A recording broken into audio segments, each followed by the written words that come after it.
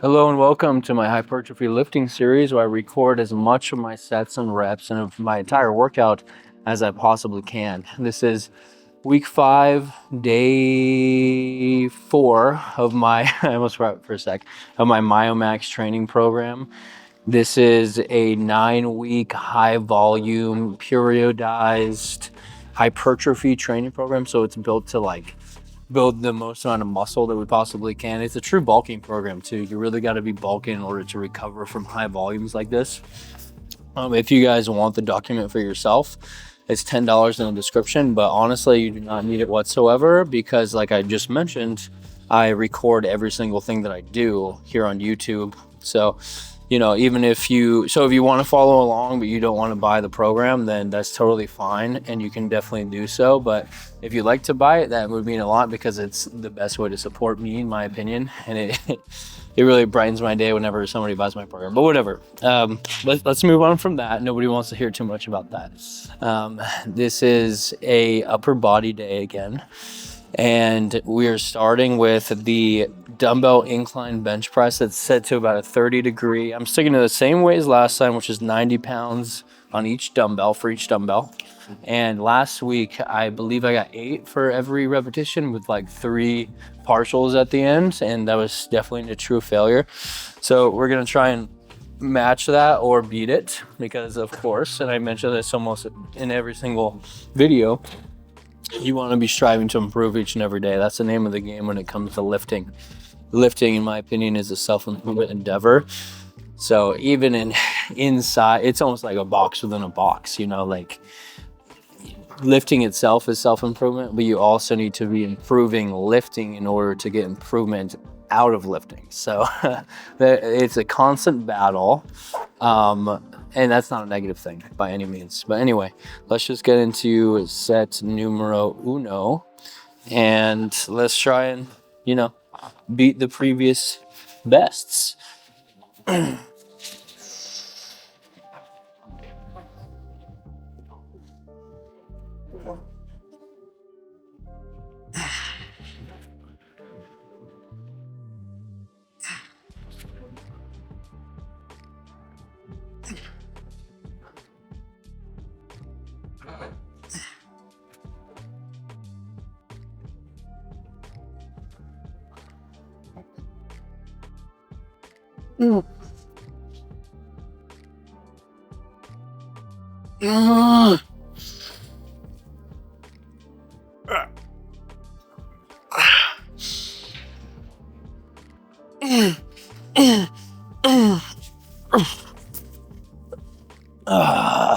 Okay.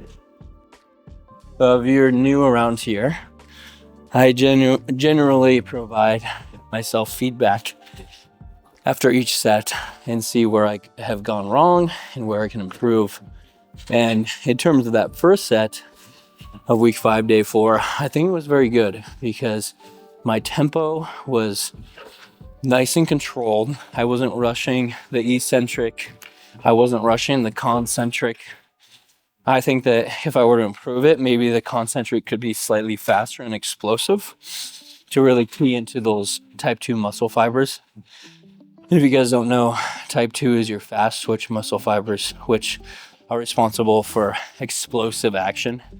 And the reason why we kind of want to try and focus on those is because they have a much greater degree of hypertrophic availability. In other words, they tend to grow much bigger and stronger than type 1 muscle fibers, which are your slow twitch, which are more like endurance related. Like anybody who's a great endurance runner probably has a lot of type 1 muscle fibers.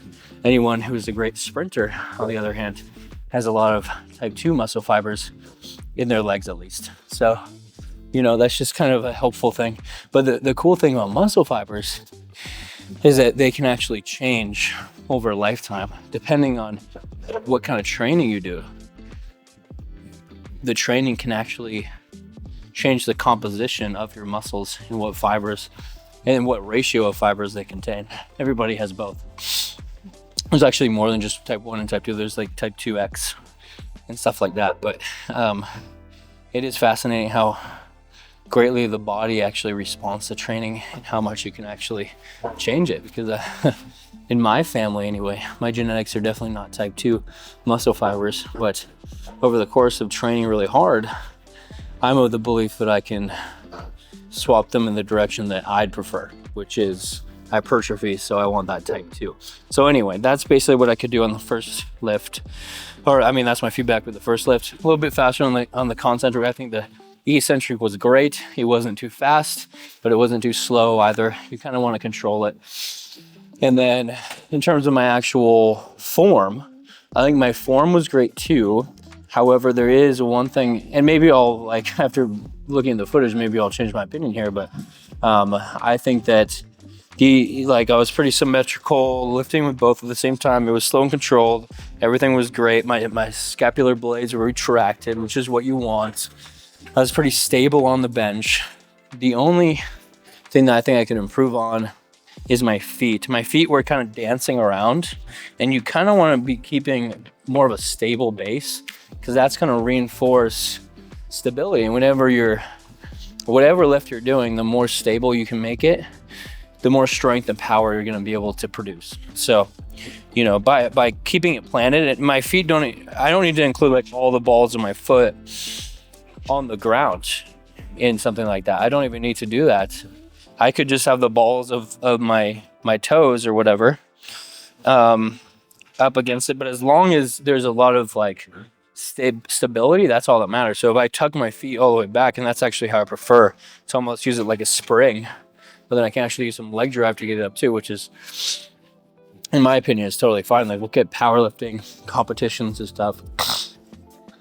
Excuse me. They all use leg drive. That's like a key component of their lifting strategy, is actually a leg drive, which is so interesting to me. That's something that is on the other opposite side of the body. You know, all like your legs, upper body, they're clearly like, they do different things. They're built for different things. It's funny that we use, it's so notorious that athletes of that nature use leg drive as well to push up the weight. Of course, like, there's variances and differences between powerlifting and like bodybuilding or hypertrophy strength training or hypertrophy training, but strength and hypertrophy are ultimately so correlated and entangled. It's impossible to fully separate the two, in my opinion. Even if you're just doing it like a dedicated strength block where you're doing under 5 repetitions, long rest periods, and all the variables that strength requires, you're still going to be gaining some hypertrophy. I don't care who you are, and it may be like on the microscopic level where you don't even notice it. So before you come at me saying, "Oh, I gained like 200 pounds on my bench press, and I'm the same body weight," it may not be noticeable, but what I'm trying to say is that it's going to be there no matter what. Anyway, let's just get this at number 2. I think you guys, excuse me, I think you guys get the gist of what I'm putting down, picking up what I'm putting down.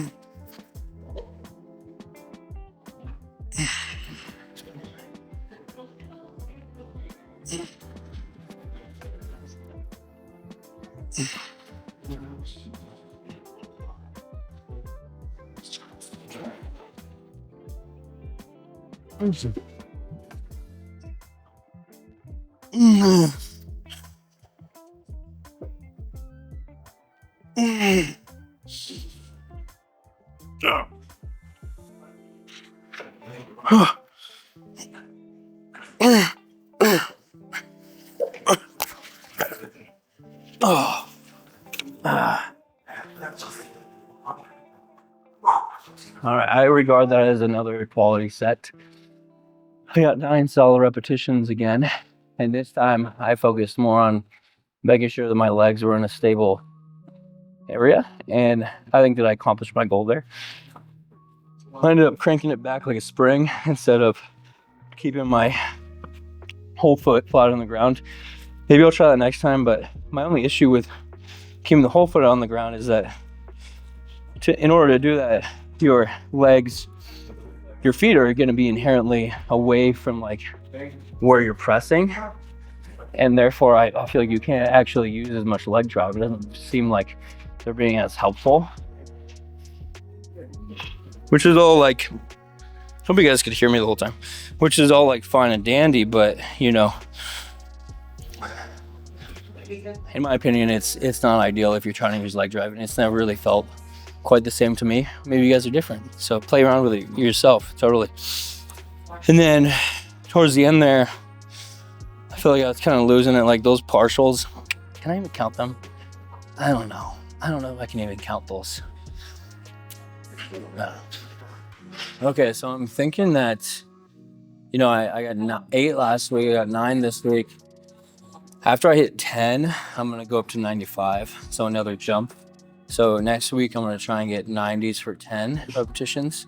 And if I can hit that for at least like 2 out of the 3 sets, I think it'll be time to go up to 95. I cannot wait until I hit 100. That's like a huge milestone, and that would be so sick. And like I was saying, strength and hypertrophy are very, very closely related. So I wanna say the stronger that you get, you know that you're getting bigger too. So it's just kind of proof. And even if you can't see it in the mirror, you know that you're making progress. And vice versa, if you're getting bigger, you know that your strength is going up, but that's more easily trackable because you can obviously feel the strength increase. And you should be pushing it anyway. Okay.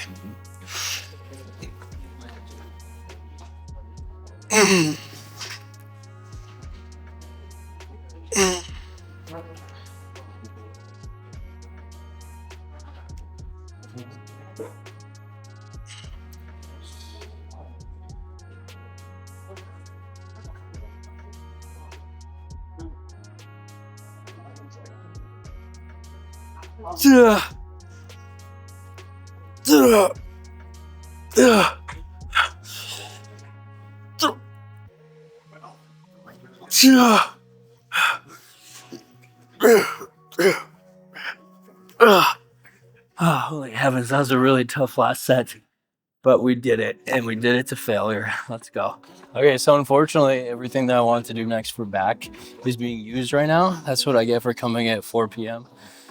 If you guys don't know, like, anytime that's like the normal time that people get off of work, that's gonna be the busiest time in the gym, bar none, because everybody wants to work out like right after they get off of work. You know what I mean? So anyway, what I'm trying to say is that I'm doing chest again next, when I would have rather rotated to the posterior side of the body and hit back. That's what I would have preferred to do, but unfortunately we don't always get what we want. So I'm going to be hitting a chest press machine, the incline variation. I'm going up 10 pounds. So we're going from 180, that's 2 plates on each side, to 190, 2 plates and a 5 on each side.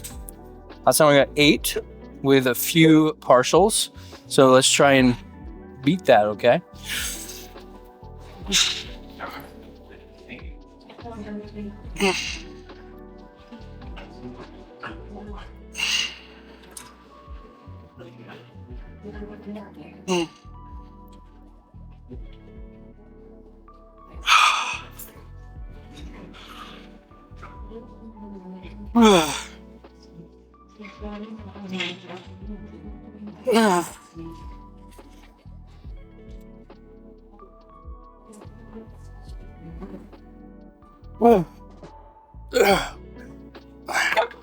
Okay, so I obviously didn't beat it, but I think my form may have been better, so that's still a form of progression. And the reason why I say that is because it just felt like I was more in tune with the weights there. I feel like last week I was rushing through a little bit, maybe not even completing the reps all the way. And with that set, I was super deliberate with each rep. And I think that's really what separates like the good from the great, is being deliberate with each rep and giving each rep its fair due and fair notice. You don't want to be rushing through your sets just for some inflated numbers or pride or ego. You want to be treating each set and every rep contained in that set with its own respect, obviously. And you know, it still is a win because this is 10 pounds more with the same repetitions with better form. check, check. 2 out of 3.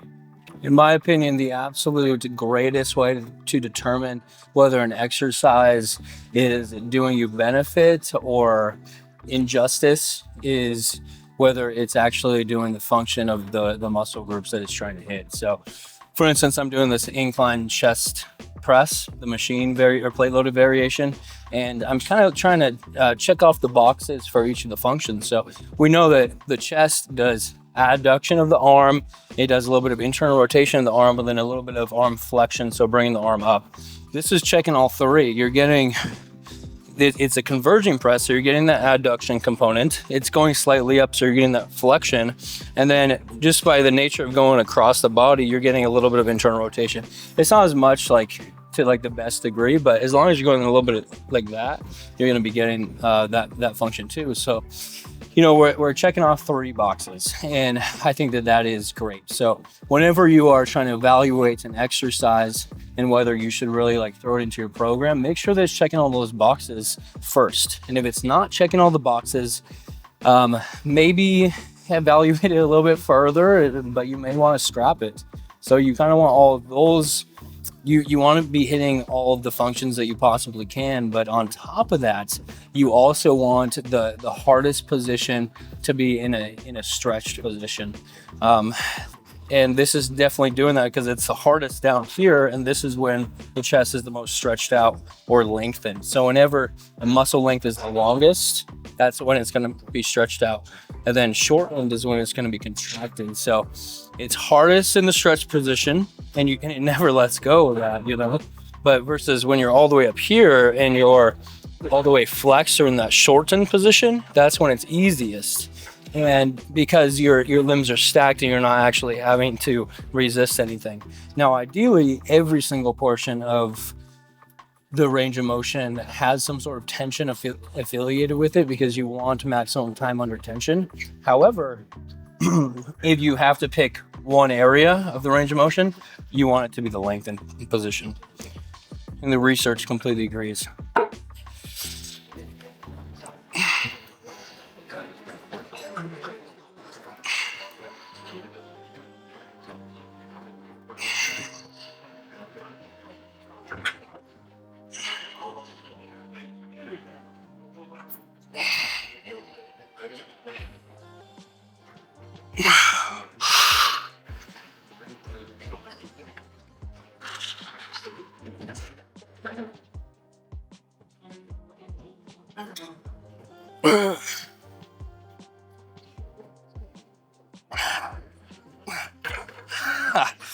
You'll notice that I've tried to deliberately not rush through any eccentric, but especially the last eccentric for that matter.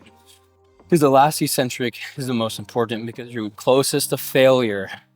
And we know that eccentrics do more muscle damage or mechanical tension, which is one of the primary signals from your muscles to your brain to initiate protein synthesis and start that repair process and ultimately hyper repair. So whatever you can do to ensure that you're not rushing, and especially not rushing at the very end when you really want to be feeling it, that's going to be your best friend. And some people, they don't like the feeling of tearing up their muscles and stuff.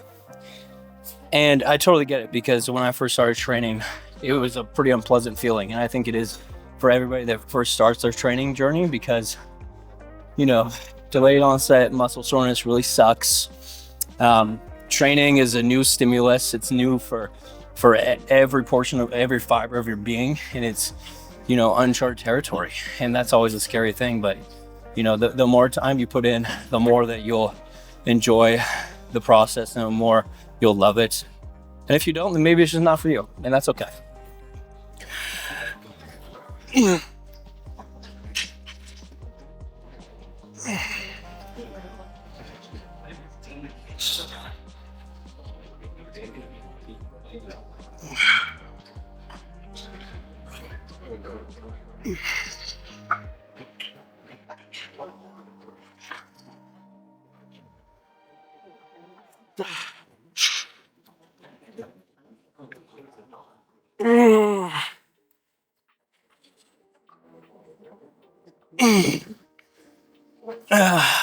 Whew. Jump into the chest supported T-bar row next. And I'm going up 5 pounds. And I was kind of like wary to do so just because last time I only got 8 repetitions. But I'm kind of on a roll here. I've gone up on each exercise and I want to keep the momentum going. I think for me anyway, I think that, once I have a momentum going, why would I halt my progress? You know what I mean? Sometimes you just have good days, and I think you should really take advantage of the good days and push yourself as far as you can go. So anyway, I'm going up 5 pounds, which actually for an exercise like this, it isn't that much, because it's such a heavy compound lift. I mean, I'm using my whole back, I'm using my biceps, my rear delts. There's so much being activated here, and on top of that, it's very stable, so you can use a lot of force production and power. I'd be hesitant to go up even 2.5, much less 5 pounds on something like a lateral raise or a smaller muscle group like that, like a rear delt, fly, any fly related movements. I may have to put more thought into it, but I think that I can handle this one. And if I can't, I'll just go back down. There's nothing wrong with decreasing intra exercise, as long as it's not intra set.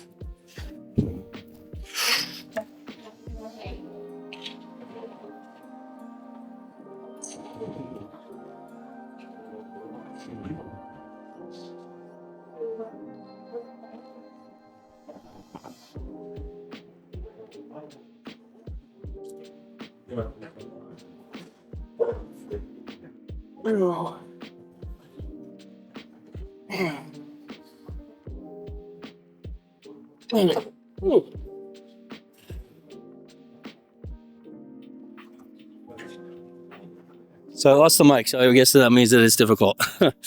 You'll notice there, my little form tidbit, what I'm doing is I actually lean as far forward as I possibly could, then use a slight bit of hip hinge to get it up at the top.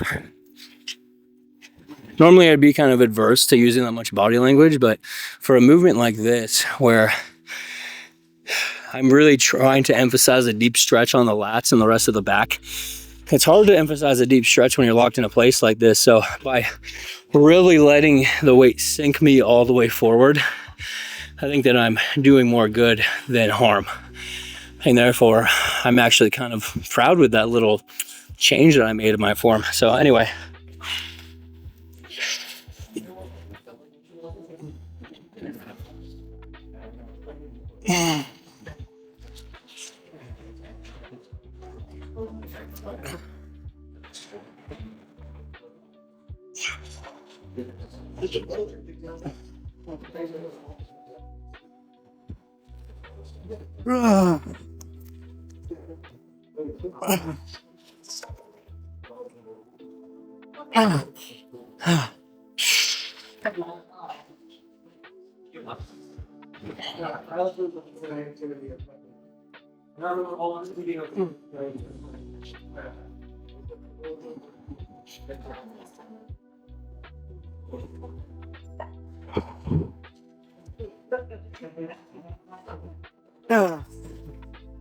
Might be too much body language. I think I'm gonna have to go down a little bit next time. Oh, you're grabbing this one? Oh, sorry. I just want to go quickly. You're okay, bro. I love the lat pull down so much, but I do have one issue with it, one gripe, if you will. And that's the hardest part of the movement pattern is not when your lats are the most lengthened or stretched out. In fact, when you're fully stretched out, all you're getting is a weighted stretch. There's no actual like force production or anything needed. There's only some isometric contraction happening just to like hold on to the bar, and a lot of that is just coming from your forearms. So and then the most difficult part is actually down here, which is where the lats are the most shortened or contracted, which is just it's not really a bad thing, but it's not ideal. I'm not really sure how we make the movement better, just based off of like how the back operates and the forces that we expose it to. It's kind of difficult to like find the perfect movements. Like with all chest pressing exercises, the bottom range is the most lengthened and thus stretched, and it's the hardest, which is like kind of what you want. But for back training, it's a whole different ballgame because you're pulling. So how do we improve that? Well, you just got to try and fill in the gaps with other exercises. Something like the straight arm lat pull down. If you do it right, you can get a deep stretch, and then you're actually working with gravity or against gravity in that regard if you're bent over, which can make it a little bit more challenging. So, you know, there's some options, and I actually do program that into Myomax and pretty much all of my training programs, just because that is such a fantastic exercise, and I love the combo. Anyway, well, this one, I'm keeping the weight the same because it hasn't really been like extremely difficult, but my form could definitely be improved upon. And at this stage in my lifting journey, I'm really being nitpicky. You know, it's not all about getting stronger anymore. It's about the whole gambit, the whole range of improvement. What can we improve on? We can improve form. We can improve tempo. We can improve, you know, mind-muscle connection, alongside other things like the actual weights. I'm deciding to strap up today because I think that that'll help me. Even though I can't really feel the grip problems, I think under the hood, I am being affected. Under the hood.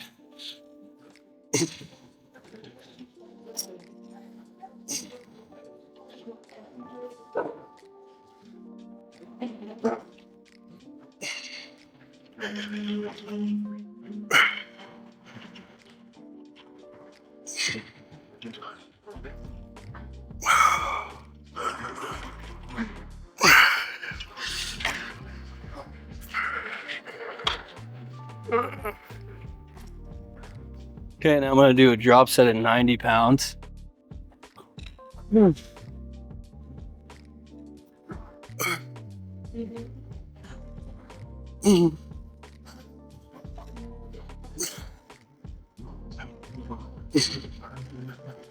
So another issue with lat pull-downs, at least for me, is that I'm a taller individual. I'm about 6'2". So when I'm actually doing this, and it may just be like this individualized machine at this particular gym, but I can't fully stretch out even. When I get to the top, I'm not fully I'm not up here, I'm right here, which is a big problem, in my opinion. And I think that most of the scientific lifting community would also agree that you want that deep stretch, even if it isn't the hardest portion of the lift. So, you know, that's kind of a huge bummer, but gotta do what I gotta do. I think after this program, I'll just swap this lift out, start doing like machine pull downs, or swap gyms even, and find a lat pull down that's more suited to my needs.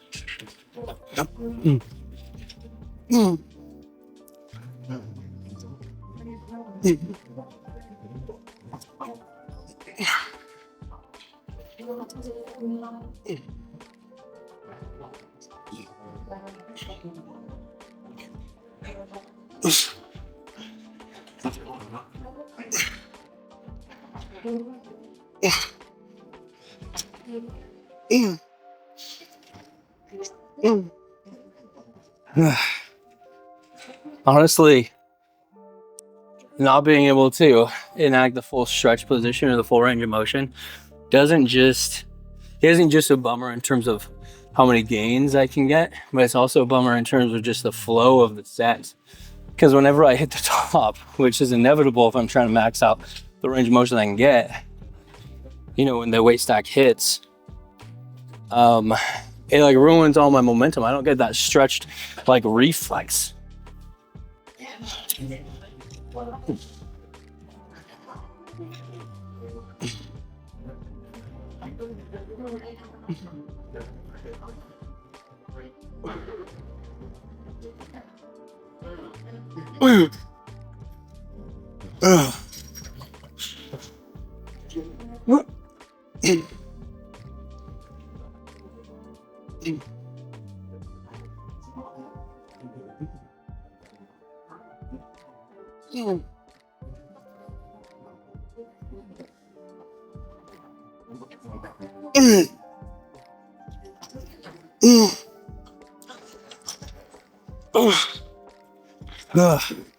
Definitely harder towards the end there.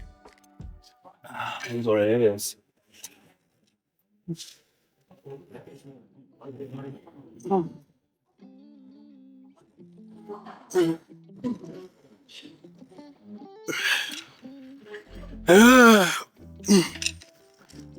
Okay, so last time I did this lift, I stated how it was the first lift in an extremely long time, or at least the first lift of the whole entire Myomax program since I started, where I deliberately decreased the weight after steadily increasing it. And the reason for that is because I wasn't happy about my form. And I think that is something that everybody should be able to do. Don't let your ego get in the way of what you must do in order to continue making steady and adequate and, you know, honestly optimal progress. But since I feel like I did it pretty well last time, I am going to slowly rebuild here. I'm not going to just stick at that same weight in perpetuity. And therefore, I'm going up, what is this? 5 pounds? 5 pounds on each side for a total of 10. But since it's a unilateral movement, you just kind of count it as 5 pounds.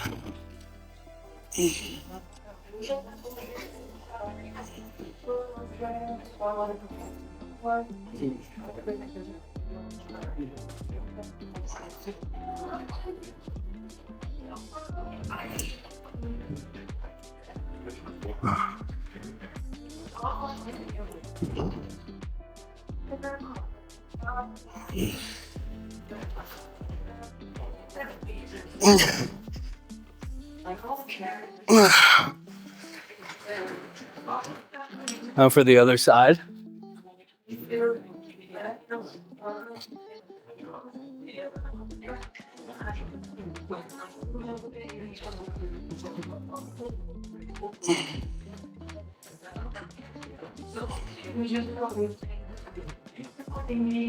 Trying to keep my torso as rigid as I can to the best of my ability.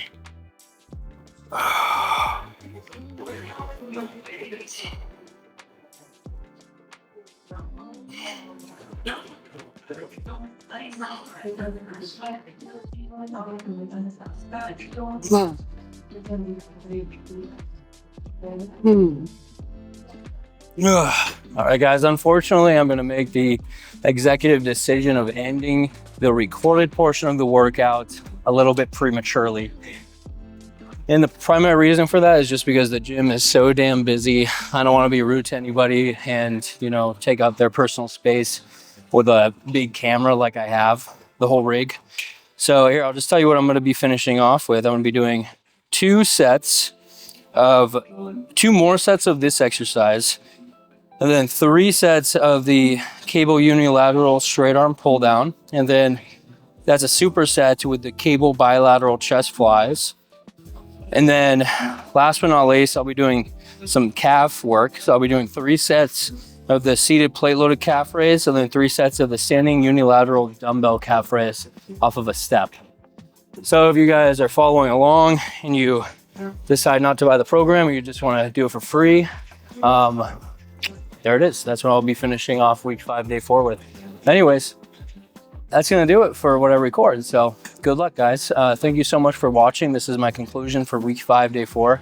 And I'll see you tomorrow for week 5, day 5, a lower body day. Peace out.